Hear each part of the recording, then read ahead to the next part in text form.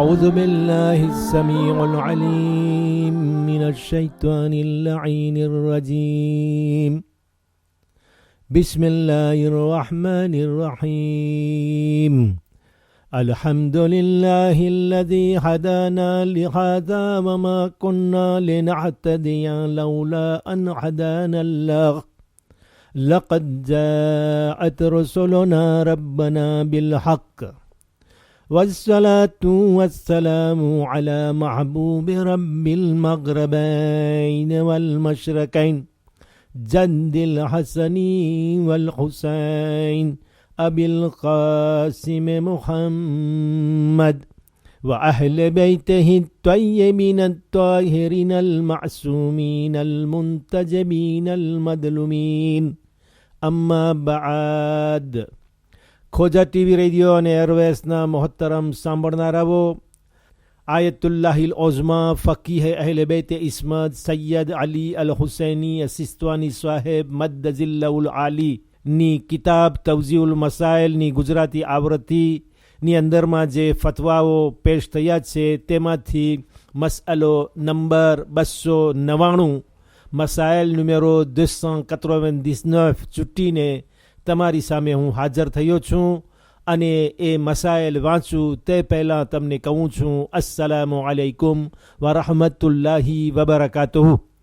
તમારો આવકાર માનવામાં આવે છે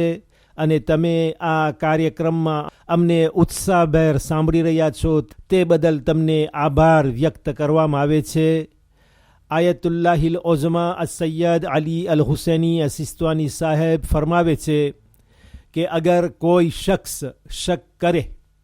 અગર કોઈ માણસ કોઈ વ્યક્તિ શક કરે કે વૂઝુના ભાગો ઉપર કોઈ વસ્તુ ચોટેલી છે કે નહીં, તો અગર એ શક વ્યાજબી હોય, જેમ કે માટી ગારાથી કામ કર્યા બાદ શક થાય કે ગારો હજી હાથોમાં ચોટેલો છે કે નહીં, તો પૂરી તપાસ કરે અથવા એટલી વાર ઘસીને ધુવે કે જેથી ઇત્મીનાન હાસિલ થાય કે તે બરતરફ થઈ ગયું છે અથવા પાણી તેની નીચે પહોંચી શક્યું છે. અત્યારે શકની વાત થઈ રહી છે. જે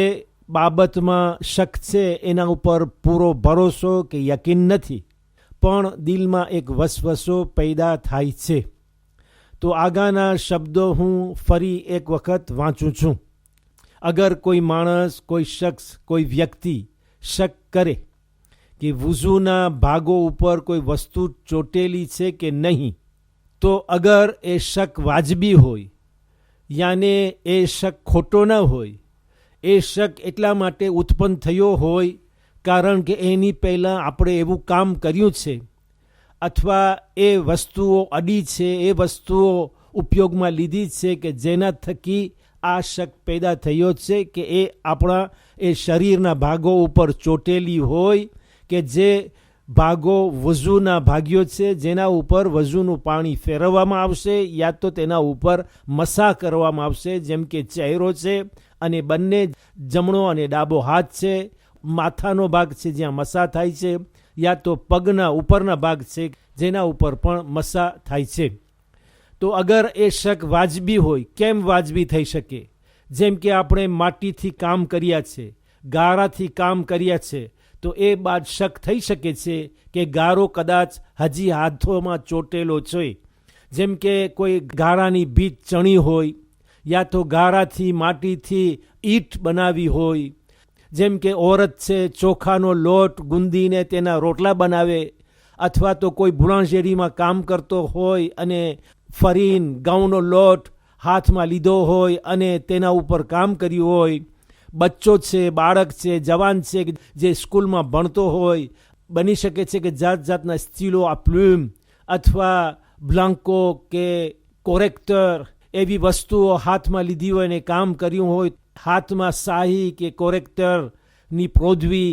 એનું પદાર્થ ચોંટી ગયું હોય, તો આ શક પેદા થઈ શકે છે. તો આગળ ફરમાવે છે કે અગર એ શક વાજબી હોય, જેમ કે માટી ગારાથી કામ કર્યા બાદ શક થાય કે ગારો હજી હાથોમાં ચોટેલો છે કે નહીં, અથવા બીજા દાખલાઓ જે તમારી સામે મેં પેશ કર્યા, તો એની જરૂર છે કે પૂરી તપાસ કરે. હાથોમાં મોઢા ઉપર જોઈ લઈએ કે કોઈ વસ્તુ ચોટેલી નથી ને, આંગળીઓની વચ્ચે અથવા આંગળીઓ ઉપર કોઈ ભાગમાં આ વસ્તુઓ ચોટેલી પડી તો નથી ને, તો અથવા એટલી વાર એ આંગળીઓને હાથને ઘસીને ધુવે કે જેથી ઇત્મીનાન, ભરોસો, યકીન હાસિલ થાય કે એ ચોટેલી વસ્તુ બરતરફ થઈ ગઈ છે અને એ વસ્તુ પાછી હાથમાં દેખાતી નથી, હાથ સાફ થઈ ગયા છે, હવે શક પેદા ન થવો જોઈએ, અથવા પાણી તેની નીચે પહોંચી શક્યું છે. તો આગા ફરમાવે છે કે પૂરી તપાસ કરે અથવા એટલી વાર ઘસીને ધુવે કે જેથી ઇત્મીનાન હાસિલ થાય કે તે બરતરફ થઈ ગયું છે અથવા પાણી તેની નીચે પહોંચી શક્યું છે, કે જેથી શક બાકી ન રહે. હુજ્જતુલ ઇસ્લામુલ ઉઝમા આયતુલ્લાહિલ કુબરા અસૈયદ અલી અલ હુસૈની અસિસ્તવાની સાહેબ écrit à la page 74 de son livre Tawzi'ul Masail, édition Gujarati, le Masail 299, dont je vous traduis le texte. Dans le cas où une personne doute si quelque chose est accroché ou non à sa peau, tandis que ce doute est raisonnable,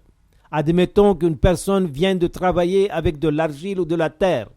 un potier, un ouvrier fabriquant des briques ou construisant une maison en terre, par exemple, ou encore un élève ayant manipulé un stylo à encre, un liquide correcteur, une dame ayant travaillé avec de la farine dans la cuisine, etc. Chacun ayant un cas particulier. Elles doivent bien vérifier, examiner et nettoyer correctement leurs mains après leur travail, si ces matières n'y sont pas encore collées ou fixées, jusqu'à ce qu'elles soient sûres que celles-ci sont totalement disparues. Tous les doutes sont levés et que l'eau a pu bien atteindre les parties concernées du wuzu. Maintenant, mes chers auditeurs, pour ne pas faire l'ombre d'un doute à mes explications, laissez-moi revenir sur ce masaël déjà largement étalé. Dans le cas où une personne doute si quelque chose est accroché ou non à sa peau, écrit Ayatullahil Uzma As-Sistwani Saheb, tandis que ce doute est raisonnable, admettons qu'une personne vient de travailler avec de l'argile ou de la terre, un potier, un ouvrier, fabriquant des briques ou construisant une maison en terre, par exemple, ou encore un élève ayant manipulé un stylo à encre, un liquide correcteur, ou une dame ayant travaillé avec de la farine dans la cuisine, etc. Chacun ayant un cas particulier. Elles doivent bien vérifier, examiner et nettoyer correctement leurs mains